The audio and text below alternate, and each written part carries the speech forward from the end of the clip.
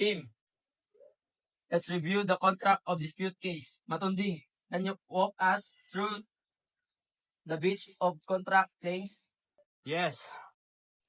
The plaintiff alleges that the defendant failed to meet the contractual conditions outlined in Section 3, subsection B of the agreement. From litigation respective, we shall focus on the different duty of right and fair dealing.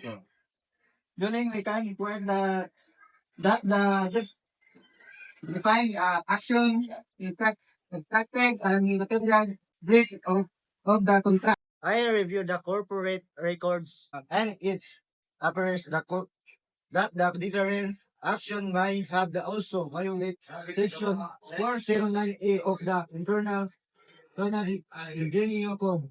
All right, let's see the summary.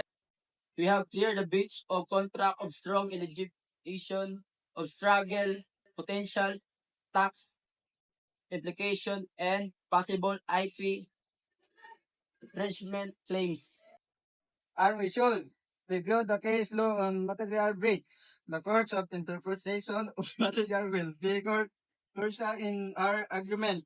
I review the tax implication further and provide an update tomorrow. All right, teams. Let's move forward with the case of will be reviewed tomorrow to discuss further.